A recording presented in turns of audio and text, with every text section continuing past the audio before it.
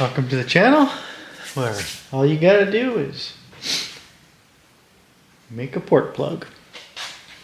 So in order to figure out what the shape of the intake port and the exhaust port is on this S85 head or any head,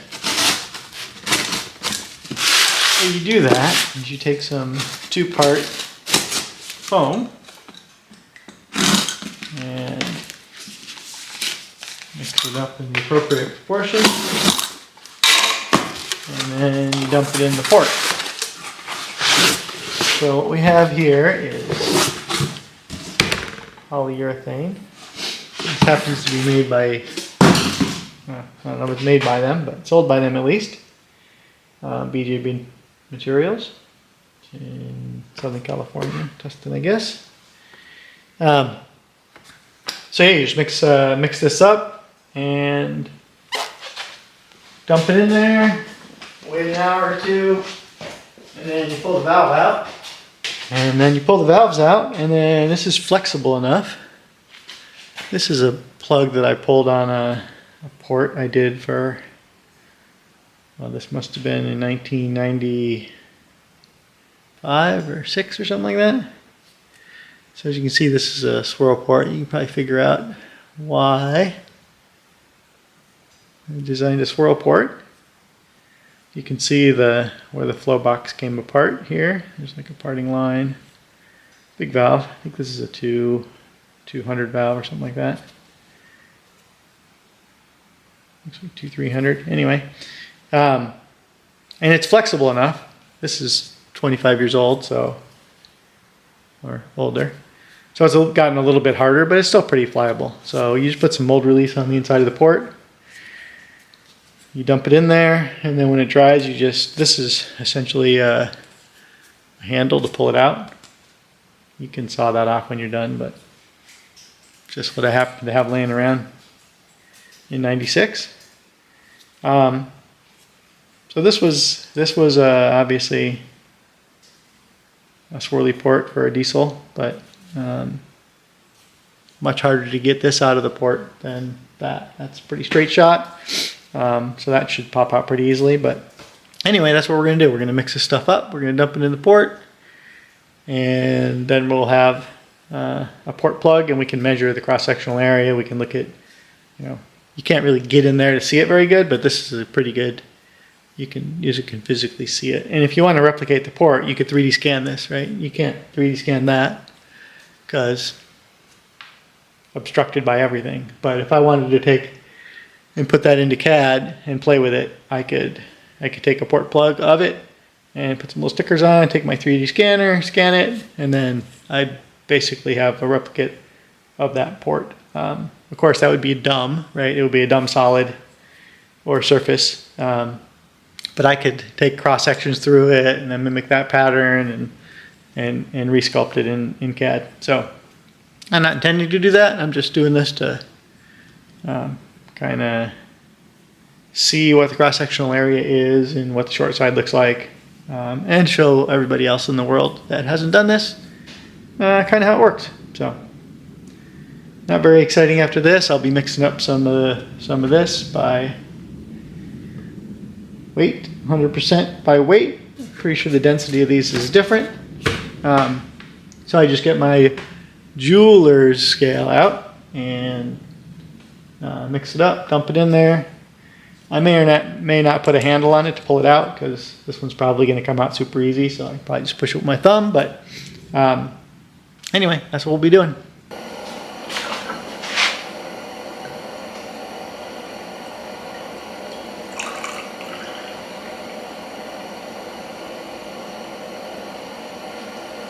Okay, so that's not beer.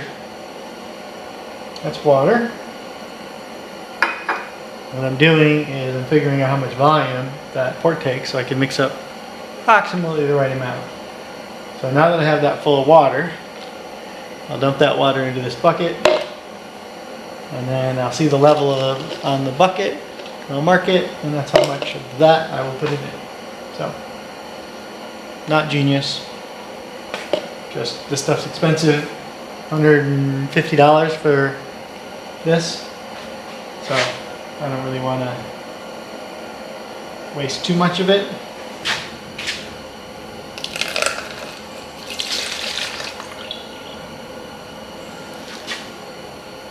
Beautiful. So this is just whey lube oil. It's like what you use on the machine tools. I'm just going to put a thin layer of it. You want to make sure you get it on the valve stem, kind of all over the port. So you don't need much, just a thin layer.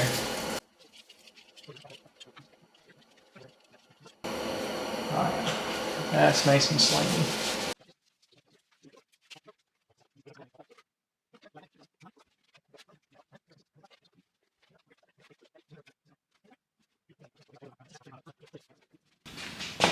This is my stirring stick for polyester resin. I think it'll work the same for this.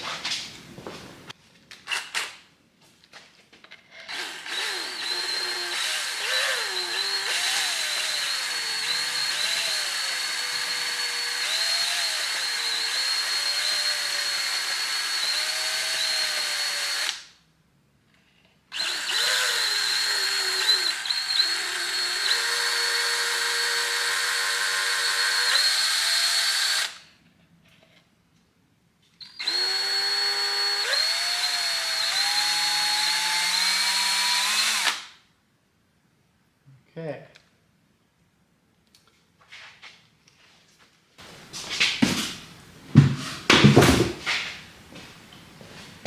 So now, have a little bit of pouring party.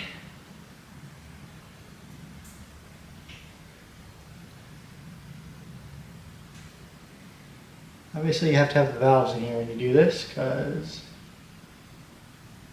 it'll leak out the bottom. And I think it's obvious that when you take it out, you need to pull the valves out first. You can't pull it through the valve stem.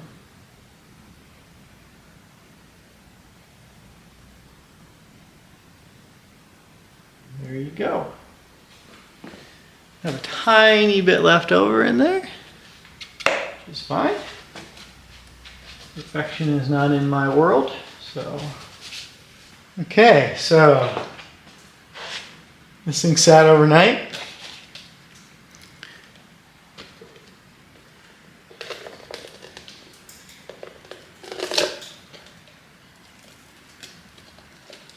Appears to be mostly dry. That's the consistency of it. A little bit of it's not quite hard. So, let's see if we can get this guy out. Take a look at it.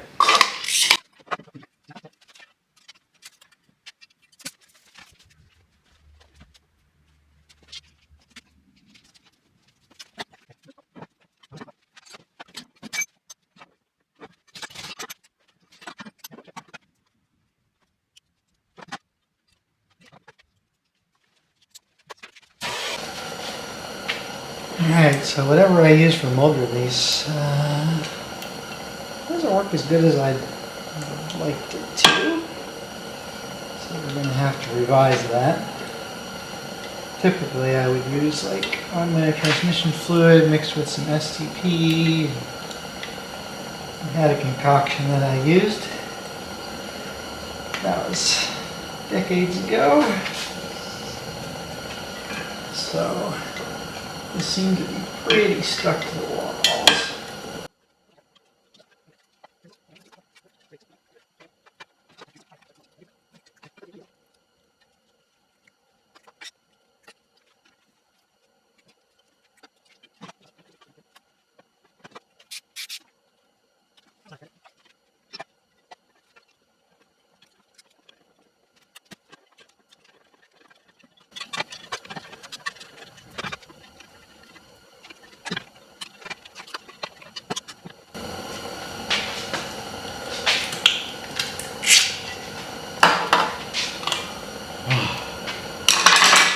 Fucking finally.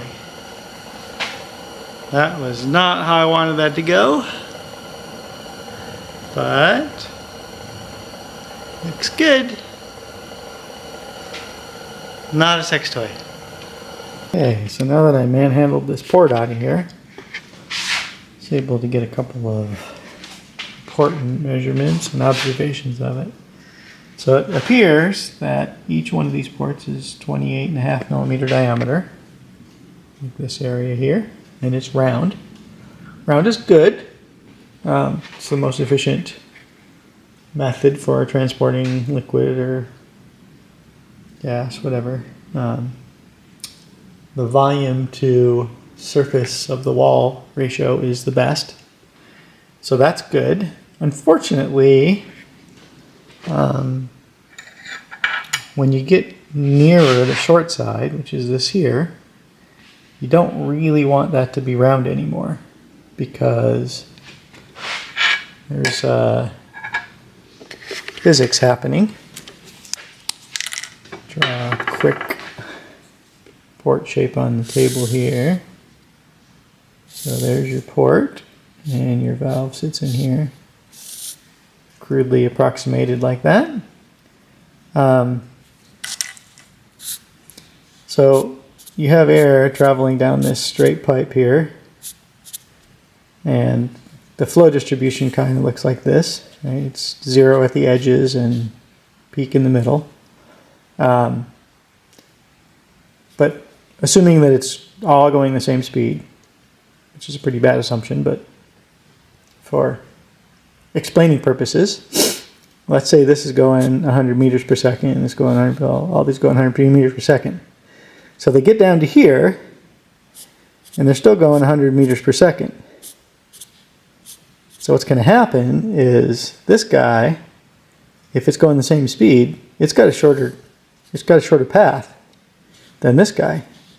So if you look at this like a flame front, this flame front is going to travel along straight. As soon as it gets to the corner, it's going to do that, which makes a swirling effect like that. And that swirling effect is not what you want, because this is typically a combustion chamber over here, right? A cylinder wall, piston, blah, blah, blah, right? So you don't want to try and force the air with this vortex to try and go through the valve where it's shrouded. You want it to come out of this side. So if anything, you want this swirly thing to go the opposite direction, right? You want it to swirl this way so it comes out of the easy side. And the way you do that is a couple of ways, right? You make the port shape so it's round here and round here, but then it starts transitioning to a flat floor. So I'm going to exaggerate it a bit, like that. So what that does is it makes this area bigger than this area. So this flow, it's going the same speed here, but as soon as it gets to the D shape, the volume of the cross-sectional area of the port is increasing. So this has to actually slow down. And when this slows down, then it makes it more even. So your essentially your pulse of air and fuel is not doing the circulation thing. And you can take this to the extreme to get this vortex to be the opposite, so it puts more flow to the outside than the inside, which is typically more shrouded. So this is not new technology, but somehow BMW doesn't know it, because this should start transitioning to a D-shaped somewhere in this range here. So this should be, well, actually it shouldn't be round, but it should have a bigger cross-sectional area here, and then get slightly smaller here, and slightly smaller here, and slightly smaller here, and then again slightly smaller here, and then this should start transitioning to a D-shaped, like somewhere in here. So this makes it start to be a D-shaped here, and then as it goes around the corner, the velocity front doesn't change, or changes in the way you want it to manipulate airflow. And the reason we want this area to be bigger here than here is because the same phenomenon happened that I explained a few minutes ago, right? If you have a straight pipe like this, excuse my terrible drawing, and in the beginning of the pipe, let's say you got a radius there, in the beginning of the pipe, all of these are even, right? They're all going the same speed because your air is going into that pipe. So the farther you get down, this is going to be your velocity curve. The farther you get down, this velocity curve is going to, the edges have more skin friction, so they're going to slow down more. So you're going to get something that looks like this, and then this, right? The farther you go down, the more, like this velocity is going to be the same here and here and here, but it's going to get slower at the edges. And that causes, basically you need a bigger port by the time you get to the end to have the same amount of airflow, right? Because this thing's going to keep getting more developed. And the average flow here is going to be less than the average flow here. So what you do to combat that is you make a little bit of an angle, like that. So what happens is your skin friction is trying to slow down the edges of the air, but the edge of the air keeps changing where the edge is, right? So this thing, it kind of goes like that. So you still have, like, you're counteracting the skin friction. And where you want the high velocity is right at the edge of the port, so you can get the charge motion happening. So they didn't do this. Again, not secret shit. They have a straight wall. Like the area here and the area here is essentially the same, like within my caliper measurements. It isn't much different if it is. So that's what I'm gonna try next. Unfortunately I can't make this smaller. I'll have to make this bigger, which is fine. But I think the combination of putting a short side radius that's more like that and making this have some taper is going to pick up quite a bit of flow. This is head porting 101, I think. So anyway, stay tuned. Okay, so this is, if it'll focus, I did some cleanup work inside the port. So this little chingadera, I didn't get anywhere near that. That's, I think, a remnant of when they do the valve seat work. I think they bump into that because it's on all the cylinders. So that's like a recession there. And it looks machined, so I think it's part of the CNC porting that they do at the factory. But what I did is I got up in here and kind of cleaned up that giant step. Pretty hard to photograph. I may have to get my double air lens on here. This is pretty hard to see.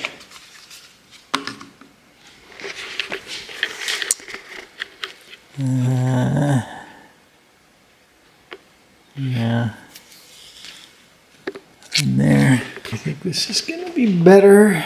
Maybe I'll try my double lens though and see what I get. But this used to have pretty big steps in here. Like in here. So I just kind of cleaned that up. Took a minimal amount of material out of there. Just tried to make this smooth so there's not that big step. And it's on the short side and the top side of the port. So you can see this is still the cast port here. I didn't open it up really at all. Just blended that. So I'm going to run this on the flow bench, see what difference that makes, and then we'll decide after we know the data from what that did. And I'll probably plug these little holes up here with some clay, and then well, probably do the cylinder, and I'll pull a port on that. I'll pull a port plug on that one too. just so I have a baseline. Alright, so I put my fancy lens on. So you can see it a little bit better, I think. So that's what stock port looks like. I'm not sure what that maple leaf is. Probably EGR juice coming out from solvent tank. So this is the one that I cleaned up a bit. So I just got that big step out of there.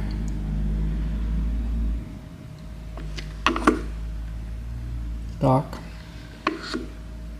Rub done. Okay, so here's the data from the flowbench. So we're kind of trying to pick the fly shit out of the pepper. So looks like the mid-range flow went down a little bit and the top end flow went up a little bit.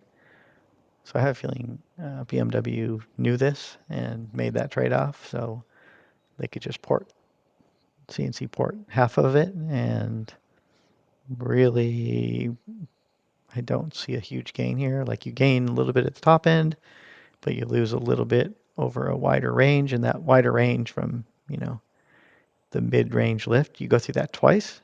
So I could put this in my engine analyzer program and see which one it likes the best, but I have a feeling it's going to be like picking the fly shit out of the pepper. So no real gains here. We didn't expect a huge gain. We just wanted to get rid of that step. There might be more of a gain in thermals, less heat being generated and going into the head, but I can't really justify that without either a lot of testing or a lot of CFD.